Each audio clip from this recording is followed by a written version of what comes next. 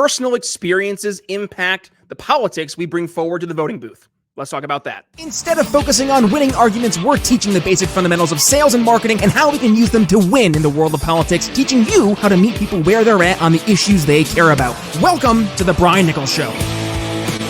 Well, happy Friday there, folks. Brian Nichols here on the Brian Nichols Show, and thank you for joining us on, of course, another fun-filled episode. I am, as always, your humble host, joining you live from our BNC studios. Yes, shout out to today's sponsor, me, Brian Nichols Consulting. Folks, a recession is right around the corner, and if you have not revamped your sales and outreach strategies, well, guess what? You're going to be left behind. Your competitors are already doing it, and if you don't go ahead and address it, well, somebody else is going to. So make sure you are ahead of the game. Email me at brian@briannicholsconsulting.com or learn more at briannicholsconsulting.com. All right, folks, we're going to do one more of our Q&A episodes here on the Brian Nichols Show. I goofed. I didn't schedule guests here for this week of April, which actually is my birthday week. I know. Thank you for all the birthday wishes. My birthday is here on Saturday, tax day of all days, April 15th. So thank you to all the birthday wishes. And if you want to go ahead and wish me happy birthday, well, here's what you could do. Go ahead, first of all, give me a 5-star rating and review wherever it is that you're getting your podcast from, Apple Podcasts, Stitcher, SoundCloud, or you can go right to briannicholsshow.com and leave a review on our website. Or number 2, this is another thing you could do. Join our Patreon, support the show. You can do so as an audience insider, a super fan, or if you want to be a part of our Good People Network, that's over on Facebook. It is a private group. You have to go ahead and submit a request to join, but it is a great group nonetheless, where we have some amazing people sharing some awesome stories and successes that they're bringing to the table to help better their communities, but also just a group of good people with good head on their shoulders focusing on good things. And we're going to talk more about that later. But yeah, that's the different ways you can support us here as we're talking about my birthday. Well, we're not really talking about my birthday today, but that is a thing I want to start off. Thank you for the birthday wishes. But with that being said, I wanted to go ahead and address more questions that I've gotten from you guys as we are wrapping up our not having guests here on the program, though I will confess I did have that one episode with Brian Fitzpatrick that was pre-recorded before my daughter was born. So with that, if you did not get a chance to check that episode out, go ahead on Monday's episode. That was a great conversation. We talked about, do you really know what's in your CBD or cannabis products? And if not, well, how do you go ahead and figure that out? We addressed that conversation in all that detail and more. So I'll make sure I include that link in our show notes today. But for kicking things off for some Q&A, I'm going to go into our email here. First one I got, and this is, I tease this as we kick the show off. Brian, how has your personal background and experiences influence your perspectives on politics, economics, and culture? I thought that was a great question to start things off, because this is how every single one of us likely entered into the world of liberty-based politics. It's through our own personal experiences. If you listen to some of the older episodes of the Brian Nichols Show, I'm saying go back 2, 3, 4, 5 years. One of the things I would always ask my guests if they were in the liberty-based politics world was, how did you get here? How did your story end up where it is today, and where did it start? So going through learning how other people found their way towards libertarianism or just the greater liberty movement, I thought was super important, because I think a lot of us hear ourselves in those stories, because let's be real, that's how a lot of us found our way to the world of liberty. So talking about the politics, economics, and culture, how has my lived experiences, my personal experiences impacted that? Well, it's pretty much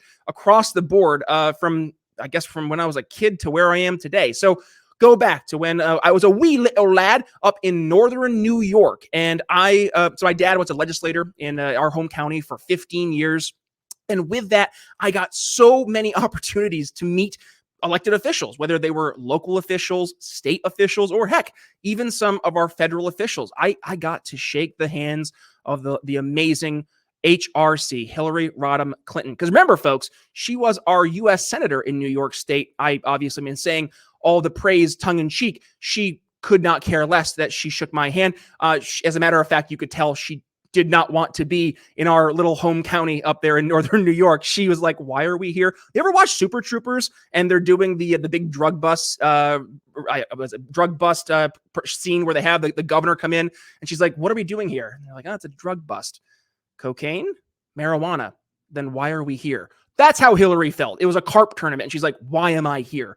And my dad was part of the legislature at the time, and he was the chair of the board. So, he was trying to represent our county, and Hillary Clinton wanted nothing to do with it. That's neither here nor there. But looking at my childhood, I was involved in this world of politics pretty much from the start. I was, dealing with having a dad who was going off to name the meeting every other night, it seemed, talking about these local issues. But many a time now, for folks who are not familiar with northern New York, to go anywhere, you got to drive at least 20, 30 miles. So being in the car with dad, hearing the conversations as he's on his old, the old car bag phone, right? And hearing the context of what you're not seeing in the newspapers, the behind the scenes, how, yes, the sausage is made, but to get some more context that it's not just the, wave a magic wand and the good thing happens to solve a problem, but there's a lot of stuff that goes into making the solutions we see, whether they be good or bad, actually come to fruition. So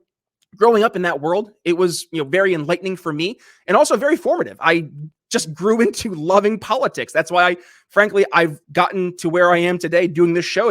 I just love this stuff. I love talking about this stuff, but also breaking this stuff down to make it so it's easier to understand for people, which that kind of goes into the next phase of my life when I went to college. And I was the old GOP chair for our college Republicans party. And with that, I really tried, truly did try, to bring the ideas that I thought were right, that I thought were winning, to your average person. And in that case, it was the average person at school. And I didn't really know my market. I didn't understand the differences between what I saw as being successful in helping local politics at home, not translating into the world of talking to my peers in college. And trying to figure out where am I missing something? Is it that I'm not speaking right about these issues, or is there something else there that I didn't understand? And that kind of goes to this cultural aspect that goes to this question.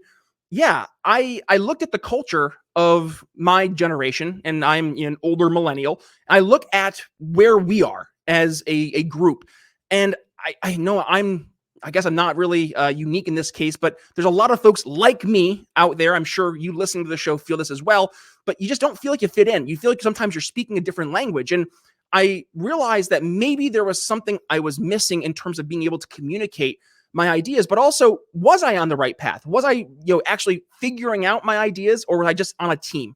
And here's the dirty, rotten secret. I think all of us can nod in agreement at some point where we felt we were a part of just a team versus understanding why we were a part of that team. And it was really 2014, I think it was, where I kind of had this come to Jesus moment. And I was like, maybe I'm not just rah-rah GOP guy.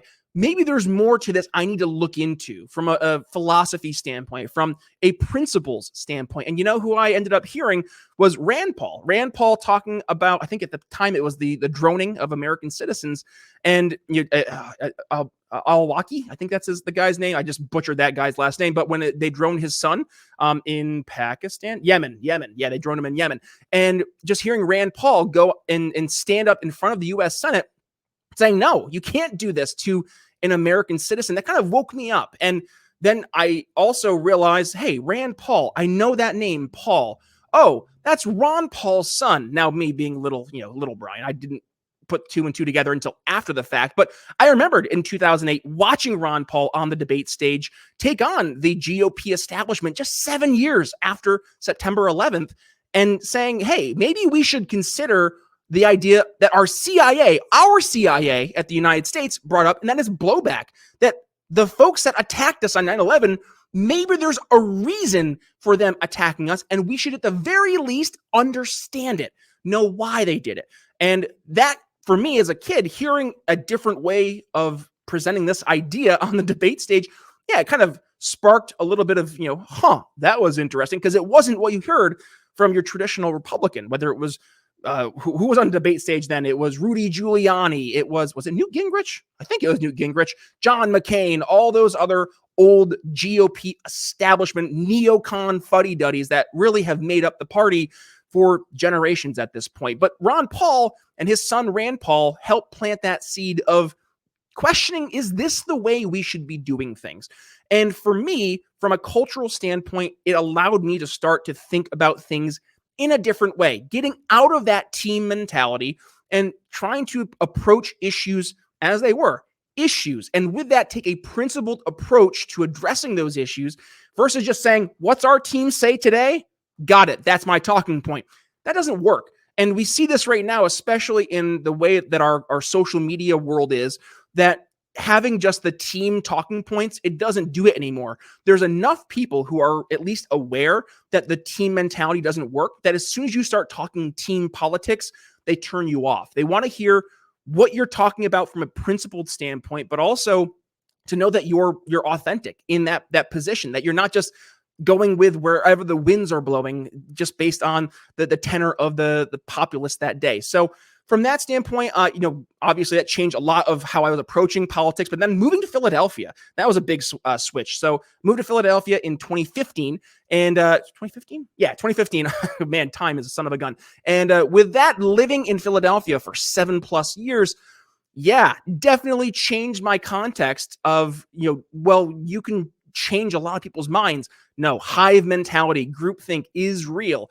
And it also spoke to the importance back of something I had learned back when I was younger in living in a smaller rural area, the importance of being involved in your community and fostering this sense of good, principled solutions that are based more on shared values and versus simply living in the same area. And for that 7-year period of living in Philadelphia, I got my libertarian chops built up. I was able to learn more about these principles, but also identify more of the problems that I saw in the greater city of Philadelphia and the surrounding areas, and realize I'm having a difficult time. I'm having trouble in actually helping impact change in the community because 80%, I think it is, of Philadelphia are registered Democrats. And as soon as they see your team different than their team, they're going to go ahead and write you off. So how do we address that? Do we address that? And I came to the conclusion back in this January of 2022, actually it's prior to that in 2021, especially during the COVID insanity, to get out of Philadelphia, to get out of these big cities,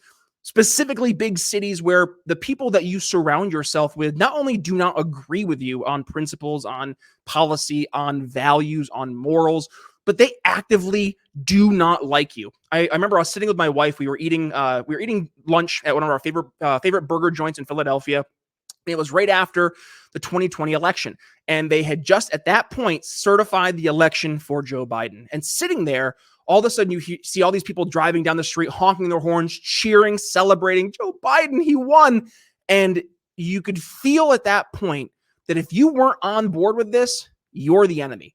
And it really hit me hard. Like that moment, I was like, we got to get out of here because this is insane. Not only, driving down the Ben Franklin Parkway, for you folks out there maybe who aren't familiar with Philadelphia, the Ben Franklin Parkway is just a big open area that leads up to the Philadelphia Art Museum, and seeing folks, granted, 1.5 years, 2 years removed from the COVID pandemic starting, still wearing their masks as they're walking down the open air sidewalk, and realizing also I had some friends who lived with me in Philadelphia, and seeing them from back when they were in college to where they were in 2020, 2021, they had lost any sense, what I had thought at least, of rationality, critical thinking, consistency, and really had just dove headfirst into this hive mind.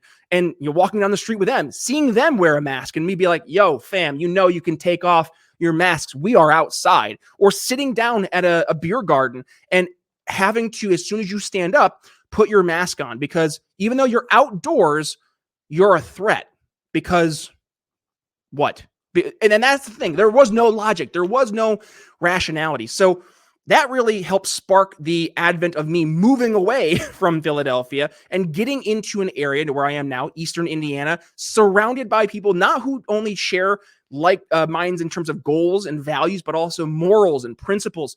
That is so important because not only is it easier to feel like you are part of a community and actually make an impact in that community, but you can change the community. You can help for the better, bring better solutions to the table. So across the board, I know that was a very long-winded answer for that question. I spent 10, 12 minutes on that. I think that right there, that speaks to, for me, why I've changed as a person, right? And I think I don't know if it's real or not, but the whole idea that your body sheds itself of cells every 7 years. So basically every 7 years, you are a different person, literally, from your composition.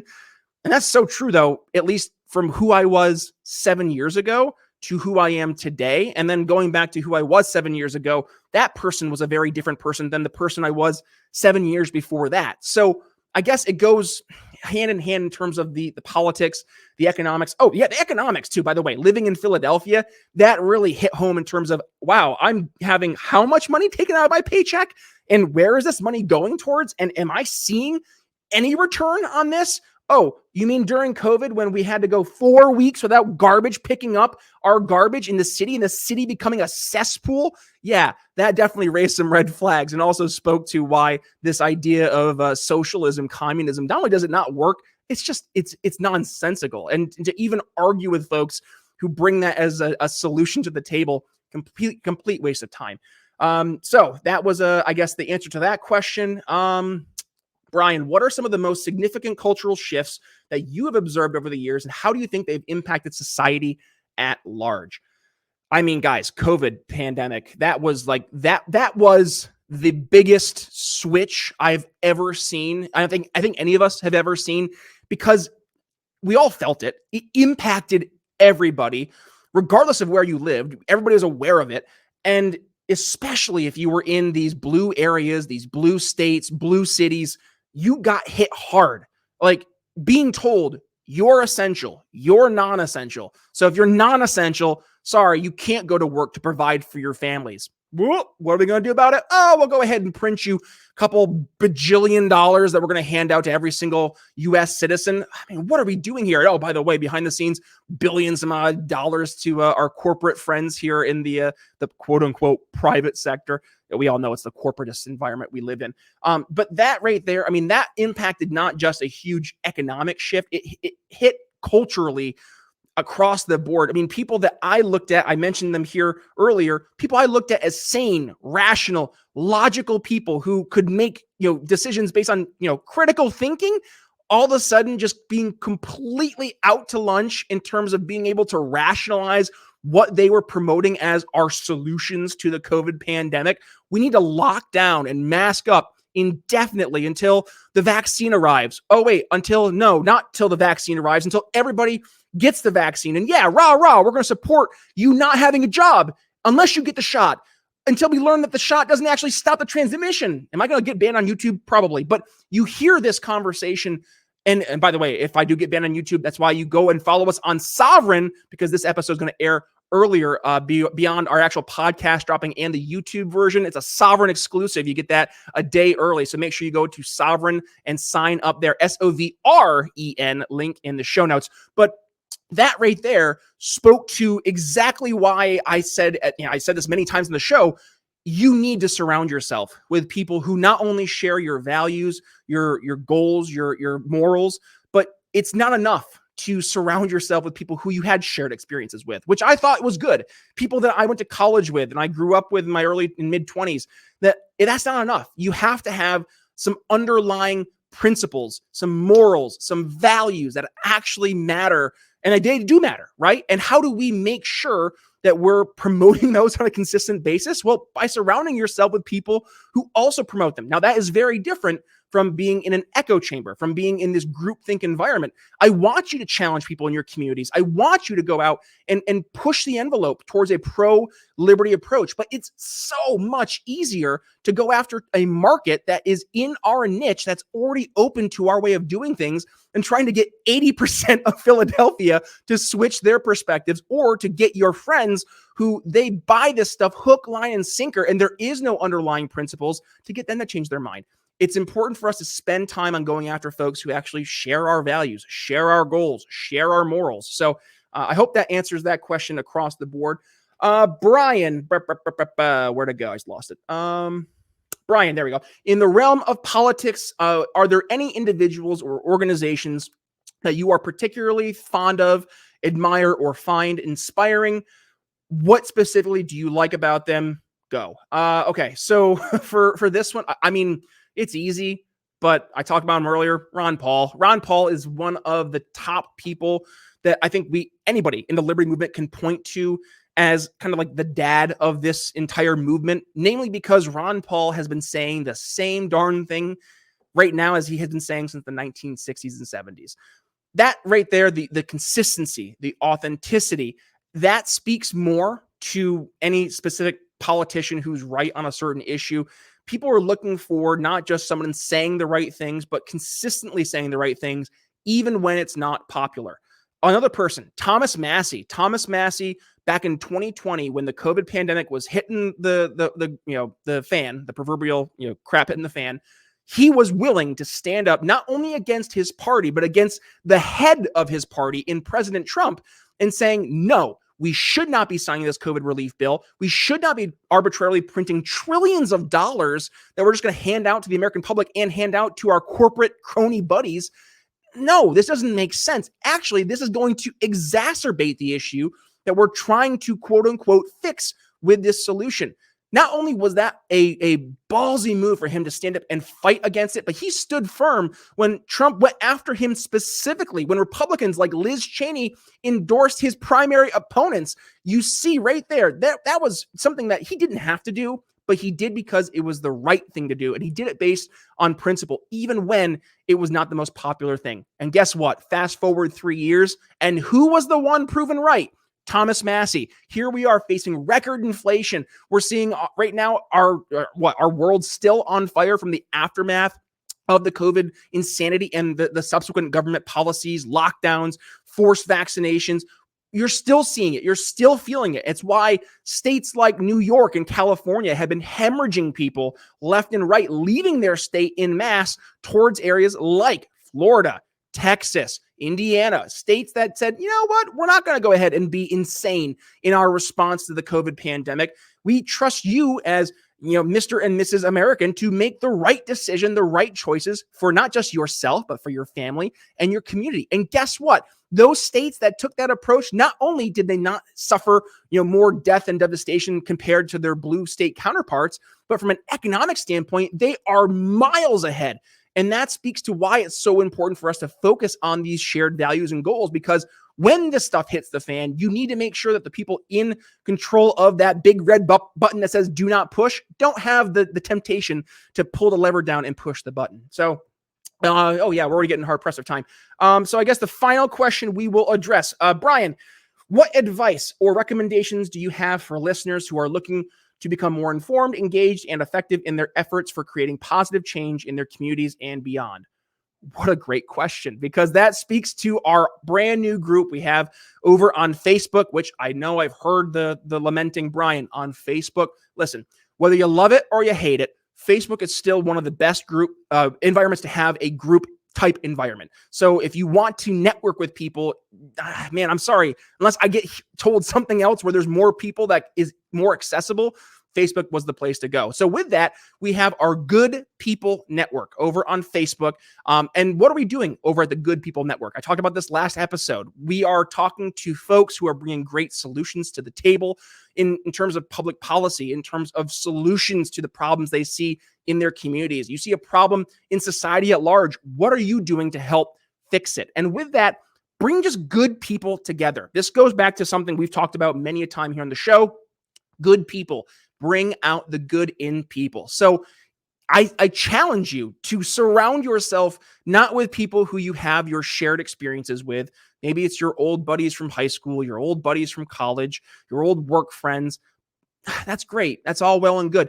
But you need to focus on bringing people into your life who share your same values, who share your same goals, and making sure that those people, you're holding them near and dear. Because if you're not, then we're just going to be like a group of herding cats. We have all these different ideas and values that we have that are right and that will win, but we're not doing anything to coalesce and work together.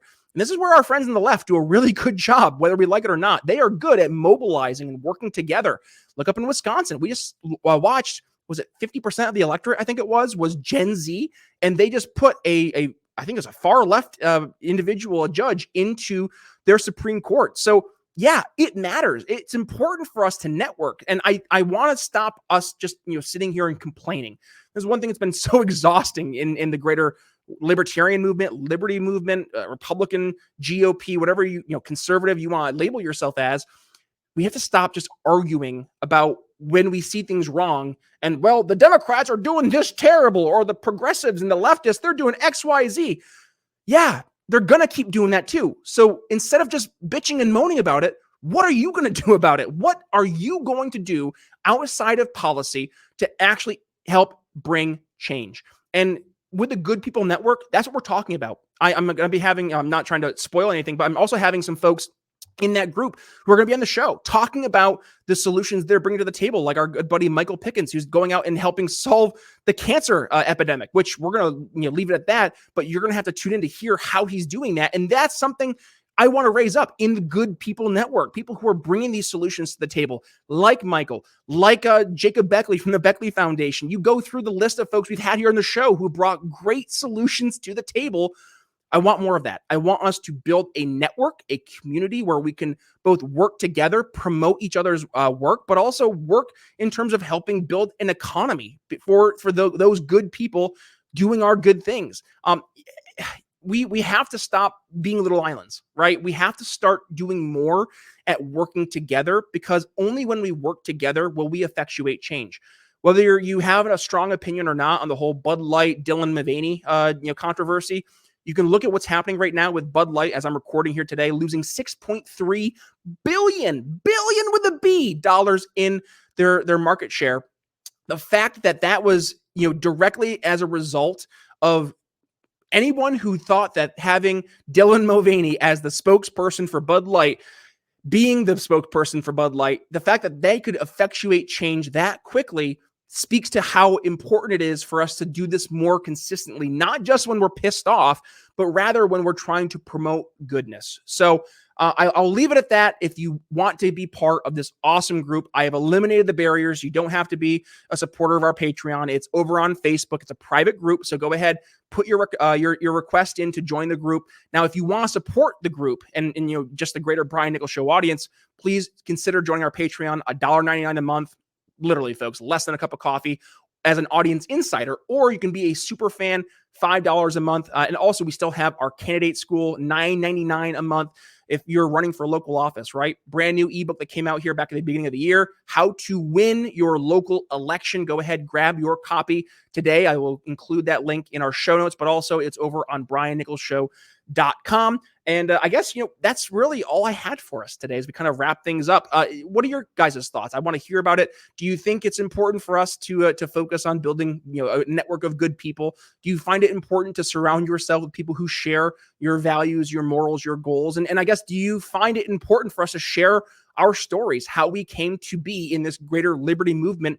I think so. I want to hear your thoughts. So if you want to go ahead in the comments, start down below your thoughts there, or email me your comments, brian@briannicholsshow.com. And with that being said, we're going to go ahead and wrap things up by giving a special shout out to one of our sponsors here in the show.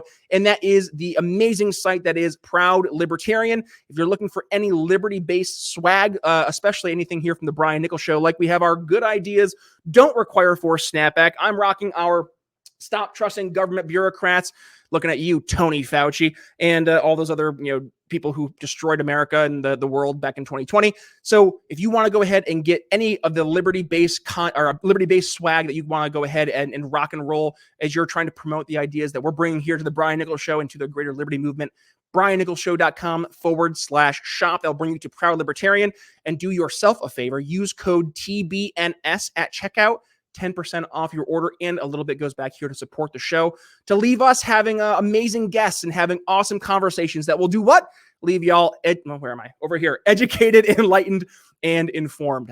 So with that, that's all I have for you guys today. Thank you for sticking with me over the past month or so as things have been up in the air with my life, with the birth of my little girl, but also just that's a big transition. So thank you for still supporting the show. And also, as we went from 5 episodes a week down to 3, I'm hoping that you're getting the value from the longer form content, which I know this is a longer form episode than we usually do, around 20 minutes or so. And starting as we have our guests, picking back up here in the next couple of days, we will be putting some of the longer form episodes, half of those behind a paywall. So if you want to go ahead and see all that's going to be coming from behind the scenes, head over to our Patreon, become a supporter as an audience insider, $1.99 a month.